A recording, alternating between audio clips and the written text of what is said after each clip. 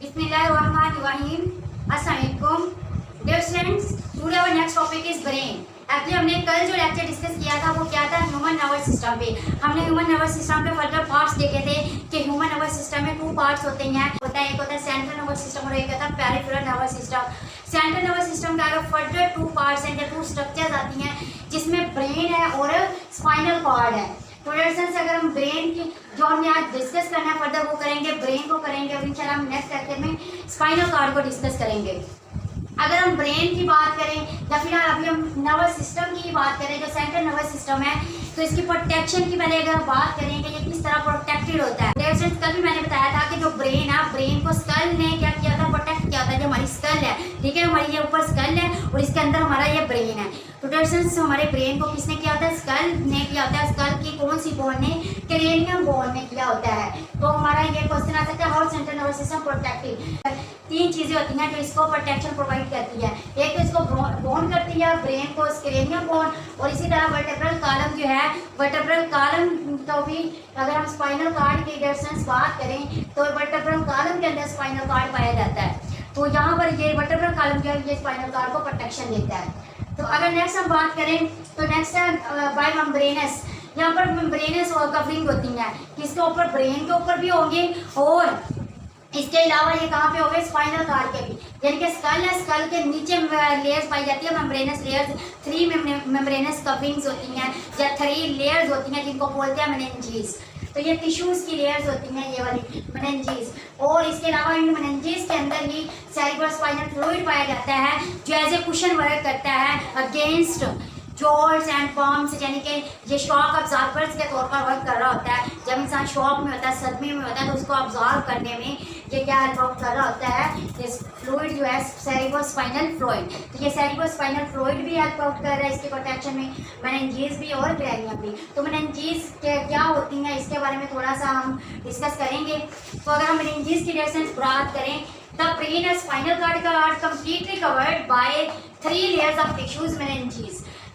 ये ब्रेन है आपके पास और ये आपके पास क्या है, स्पाइनल कॉर्ड है। ये स्पाइनल कॉर्ड है, स्पाइनल कॉर्ड के बाहर ये 3 लेयर्स है, एक रेड, ग्रीन और ये मैंने जो ब्लू में ड्रॉ किया है, एक्चुअली मेनिंजेस है। ये स्पाइनल कॉर्ड है और स्पाइनल कॉर्ड के ये देखिए भाई ये क्या है, ये 3 लेयर्स है मेनिंजेस की, और ये वर्टेब्रल कॉलम के अंदर पाया जा रहा है। ये जो है कौन, वर्टेब्रल कॉलम। तो यहाँ पर क्या हो गया भाई, यहाँ पर ये क्या वर्टेब्रल कॉलम है, ये वर्टेब्रल कॉलम है, और ये फर्दर ये इसके अंदर 3 लेयर्स है मेनिंजेस की जो इसको फर्दर प्रोटेक्शन देते हैं। तो वर्टेब्रल कॉलम देता है इसे प्रोटेक्शन, और एक स्पाइनल कॉर्ड को कौन दे रही है, ये 3 मेनिंजेस दे रही हैं। और इसी तरह ये ब्रेन है, ब्रेन के बाहर ये स्कल है, और ये देखिए इनके दरमियान में जो पाई जा रही हैं 3 लेयर्स, वो किसकी लेयर्स है, मेनिंजेस की लेयर्स हैं। जो आप कह रहे हैं लेयर्स ऑफ टिश्यूज की लेयर्स होती हैं जिसे मेनिंजेस बोलते हैं। जैसे आप मेम्ब्रेनस कवरिंग्स भी कह सकते हैं, that provide further protection। Protection कैसे, इसकी लेइंग पाई जाती है, ये कहाँ पे, बिटवीन स्कल एंड ब्रेन। ये देखिए स्कल और ब्रेन के दरमियान में पाई जाती है। तो इसी तरह between vertebral column and spinal cord, तो ये देखिए स्पाइनल कॉर्ड और वर्टेब्रल कॉलम इनके दरमियान में पाई जा रही है। तो डॉक्टर्स ये हमारे पास क्या है, मेनिंजेस है। तो आपने इसकी लोकेशंस भी देख ली कि ये कहाँ पे पाई जाती है, between the skull and brain और between the vertebral column and spinal cord. और इसके अलावा ये देख लिया कि इसके ये बनी किससे होती है, ये टिश्यूज से बनी होती है, और इसका फंक्शन क्या है, प्रोटेक्शन प्रोवाइड करना है। Doctors 3 type of meninges. Meninges की कितनी टाइप्स है, 3 टाइप्स है।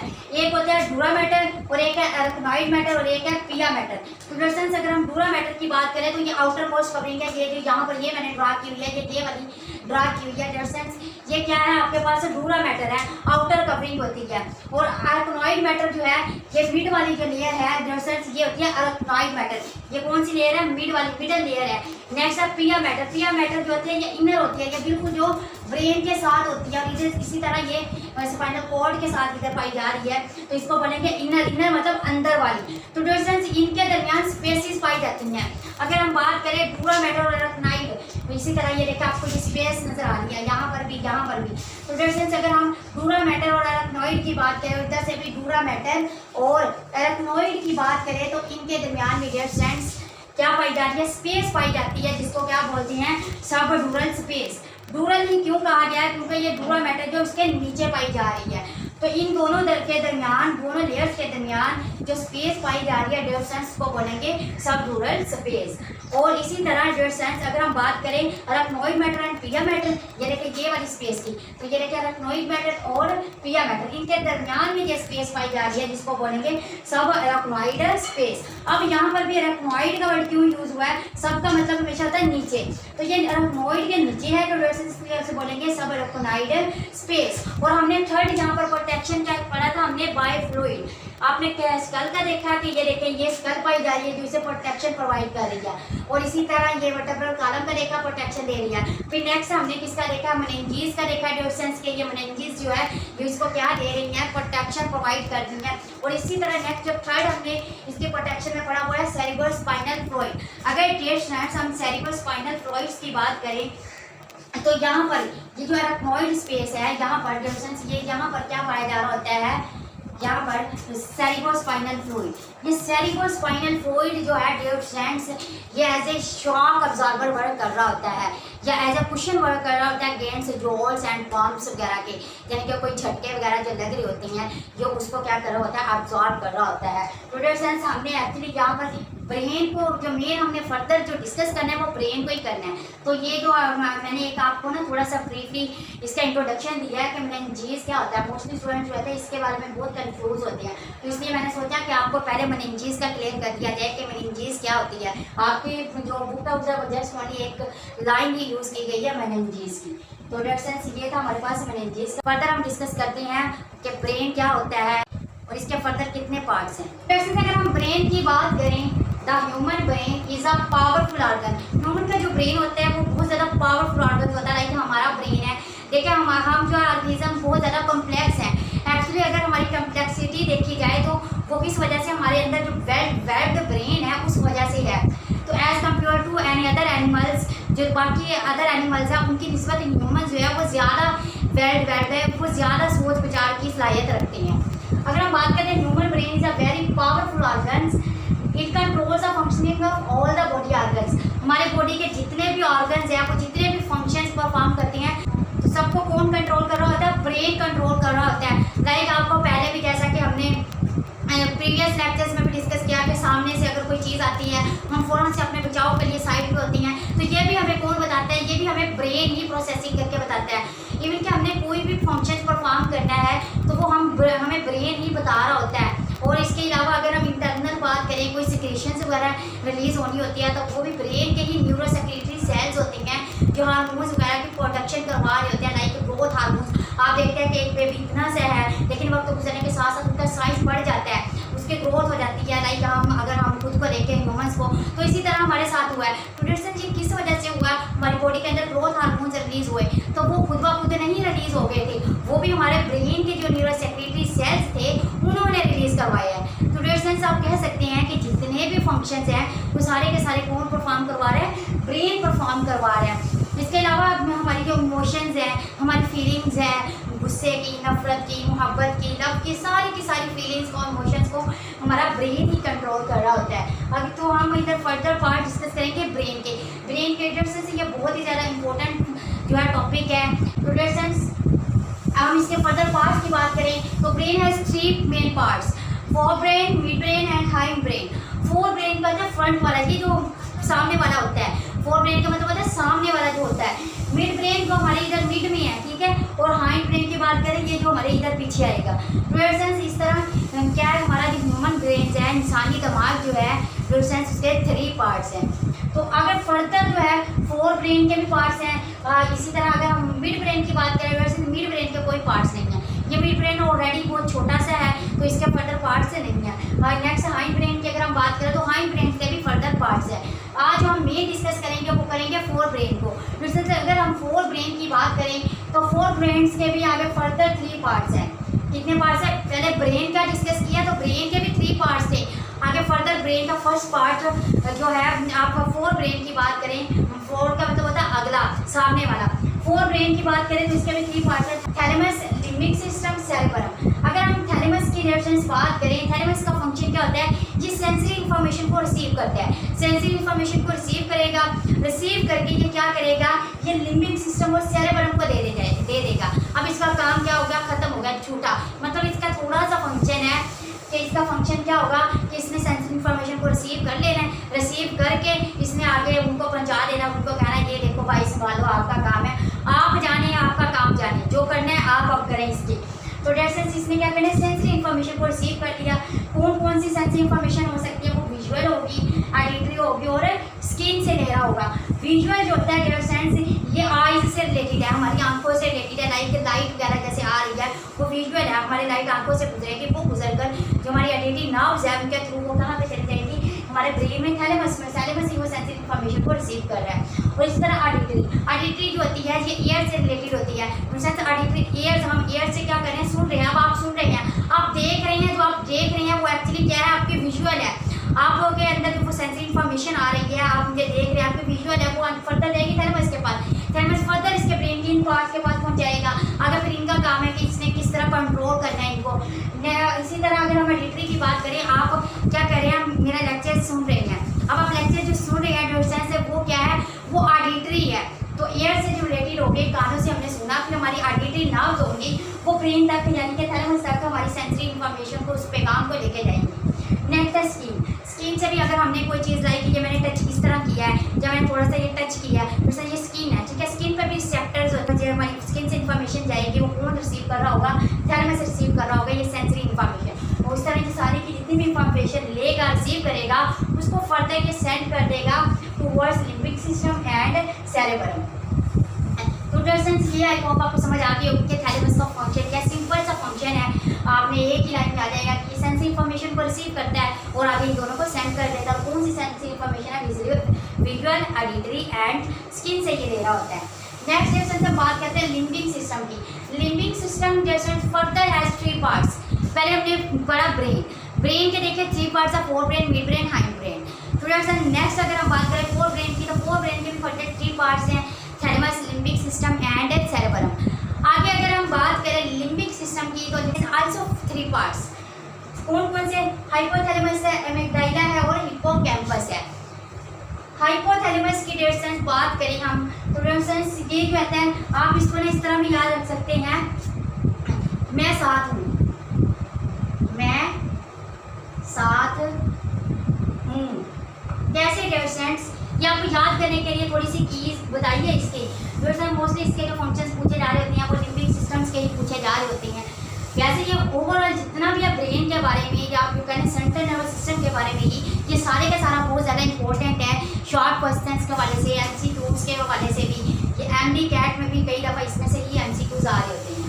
फिर अगर हम मैं साथ इसमें देखें कि हिप्पोकैम्पस का फंक्शन क्या है, M से मेंस्ट्रुएशन साइकिल, कि मेंस्ट्रुएशन साइकिल का जो कंट्रोल है, या किस तरह जो होता है फीमेल्स में हर मंथ जो होता है ये रिपीट हो रहा होता है ड्यूरेशन, वो किस वजह से हो रहा होता है, या कौन इस तरह से कंट्रोल कर रहा होता है मेंस्ट्रुएशन साइकिल को, वो कर रहा होता है हाइपोथैलेमस। एक तो मेंस्ट्रुएशन साइकिल को ये कर रहे हैं। Next sleep and wake cycle, जो स्लीप एंड वेक साइकिल है ये उससे भी कर रहा होता है, लाइक जो हमारे सोने का होता है और हमारे उठने का, में हम उठ रहे हैं, हमारे अंदर वेक साइकिल चल रहा है, जब सो रहे होंगे स्लीप का, तो ये स्लीप एंड वेक साइकिल जो है इसको भी कंट्रोल कर रहा होता है। इसके अलावा टेम्परेचर, जो हमें सर्दी गर्मी फील हो रही होती है ड्यूरेशन, वो फील होने के बाद वो हमारी प्रोसेसिंग जो हो रही होती है वो हाइपोथैलेमस में होती है, तो ड्यूरेशन के टेम्परेचर को पता है। इसके अलावा हंगर, जो हमें भूख फील हो रही होती है, अब भूख तो फील हो रही है, ठीक है, ये हमारे ब्रेन ने प्रोसेसिंग करके हमें ब्रेन ने बताया कि आप ना कुछ खा लें, आपके अंदर एनर्जी कम हो रही है, आपको भूख लगी हुई है, तो ये हमें कौन बताता है, ब्रेन बताता है। ब्रेन का कौन सा पार्ट बताता है, हाइपोथैलेमस।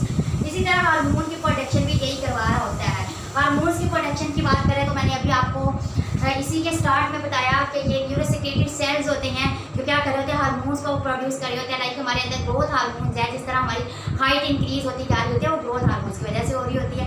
इसके अलावा ड्रोस्टेन ये ग्लूकागोन वगैरह को रिलीज करवाते हैं हमारे शुगर लेवल को क्या करने के लिए, मेंटेन रखने के लिए। इंसुलिन प्रोड्यूस हो रही है, जैसे ये सबके सब क्या है, ये हार्मोन्स है। तो ये हार्मोन्स होते हैं वो इनकी वजह से रिलीज हो रही होती है। इसके अलावा ये हमारी बॉडी के अंदर वाटर बैलेंस साइकिल को भी क्या कर रही होती हैं, मेंटेन कर रही होती हैं, उसको भी कंट्रोल कर रही होती है, उसको देख रही होती हैं। तो ये हाइपोथैलेमस का काम है। तो आप देख सकते हैं, M से मेंस्ट्रुएशन, S से sleep and wake cycle, T से टेम्परेचर, S से हंगर, H से हार्मोन प्रोडक्शन और N से न्यूरोसेक्रेटरी सेल्स। और आप साथ में W लिख सकते हैं, मैं साथ हूँ, वाव।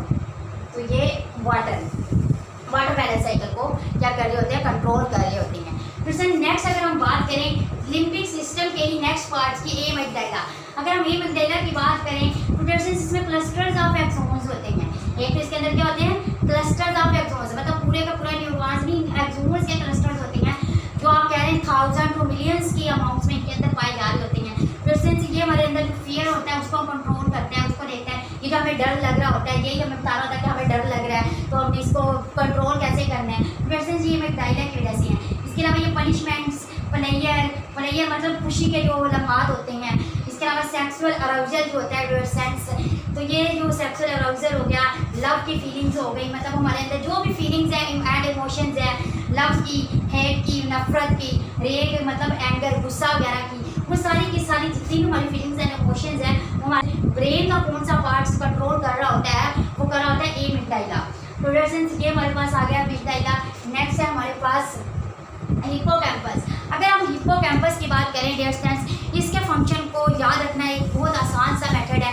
स्टूडेंट जो होता है वो हिप्पोकैम्पस के फंक्शंस को भूल जाते हैं, तो आपने कैंपस से याद रख लेना। डियर स्टूडेंट्स कैंपस किस लिए लगते हैं, लाइक जैसे समर कैंप्स लगते हैं, वो किस वजह से लगते हैं समर कैंपस, वो इस वजह से लगता है कि स्टूडेंट जो है घर बैठ के सबक वगैरह जो है वो भूल ना जाए।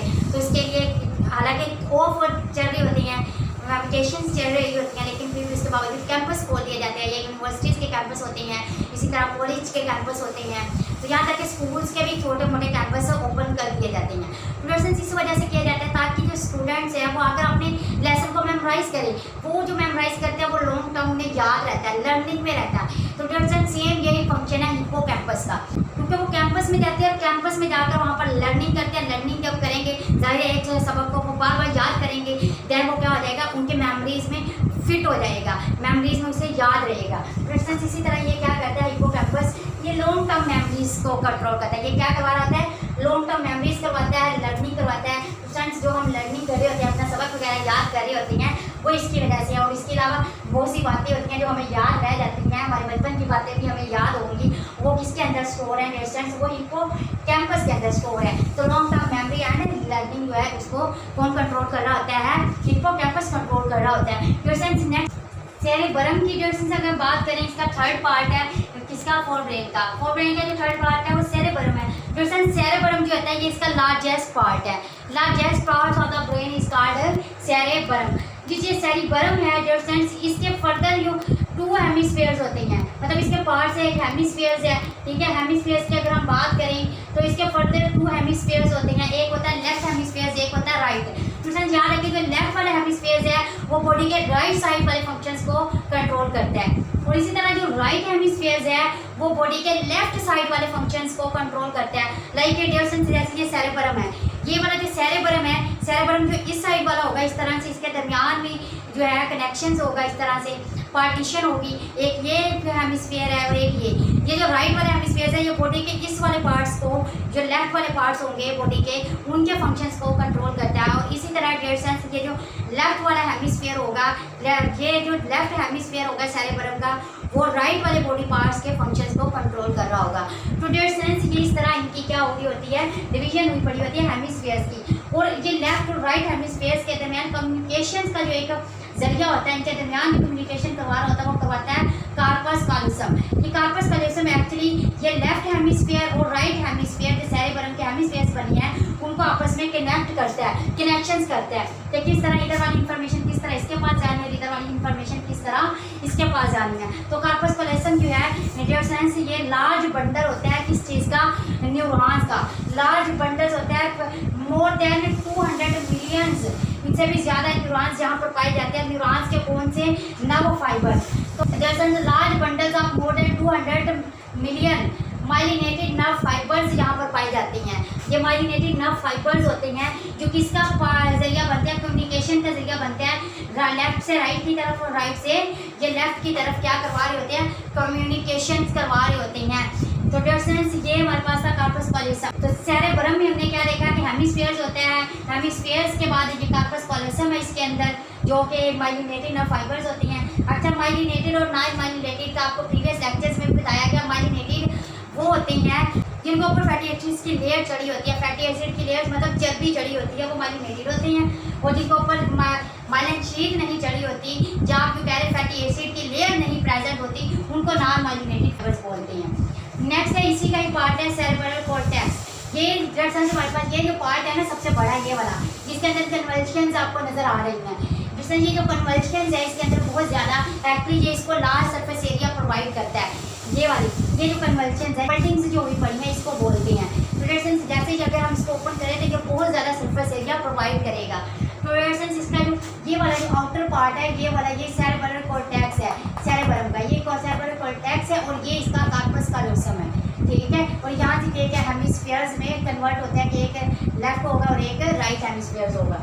तो अगर हम सेरेब्रल कॉर्टेक्स की बात करें एक तो इसमें कन्वर्जेंस होती हैं ये वाली ब्लड और नेक्स्ट ये सेंसरी इंफॉर्मेशन को क्या कर रहा होता है, रिसीव करता है। किसको करता है ये सेंसरी इंफॉर्मेशन को, कौन सी जो स्किन से आ रही होती है, आई से और ईयर से, ये ऑडिटरी विजुअल और स्किन से इंफॉर्मेशन को रिसीव कर रहा है। इसके अलावा जो इंटेलिजेंसी हो गया, रीजनिंग हो गया, वॉलंटरी कंट्रोल्स हो गया, मतलब ये इन सबको कंट्रोल कर रहा है, स्पीच को कंट्रोल कर रहा है। जैसे मैं स्पीच कर रही हूँ, बोल रही हूँ, कलाम कर रही हूँ, तो ये भी हमारे किसके कौन कंट्रोल कर रहा होता है, जब कौन हमें बता रहा होता है कि अब आपने ये करना है, वो सेरेब्रल कॉर्टेक्स बता रहा होता है। और इसी तरह वॉलंटरी कंट्रोल्स में मसल्स की कॉन्ट्रैक्शन और रिलैक्सेशन जो है वो कौन परफॉर्म करवा रहा होता है, ब्रेन का पार्ट सेरेब्रल कॉर्टेक्स करवा रहा होता है। इसी तरह नेक्स्ट यही जो पार्ट है सेरेब्रल कॉर्टेक्स जो सेंस यही जजमेंट करता है। हम किसी भी चीज़ को देखते हैं और हमारे सामने कोई चीज़ आती है तो हम जज कर रहे होते हैं उसको, तो ये जो हम जज करते हैं ना उसके में, तो वो भी कौन करवा रहा होता है, सेरेब्रल कॉर्टेक्स ही करवा रहा होता है। नेक्स्ट है मेमोरी। मेमोरी का ये हिपोकैम्पस के साथ ही मिलकर फंक्शन परफॉर्म करवा रहा होता है मेमोरी का, ये मेमोरी में भी रोल परफॉर्म करता है। इसके अलावा बॉडी कंट्रोल भी करता है, ये हमारी बॉडी की पोजीशन वगैरह को, जैसे ये हमारी बॉडी है इसको कंट्रोल कर रहा होता है। प्रोडक्शन ये था हमारे पास 4 ब्रेन, ठीक है। हमने ये 4 ब्रेन के पार्ट्स को डिस्कस किया, 4 ब्रेन के आगे लिम्बिक सिस्टम के 3 पार्ट्स को डिस्कस किया। नेक्स्ट इंशाल्लाह हम जो डिस्कस करेंगे वो मिड ब्रेन और हाइंड ब्रेन को डिस्कस करेंगे और स्पाइनल कार्ड को। तो आज के लिए इतना ही काफ़ी है। ओके, थैंक्स, अल्लाह हाफिज़।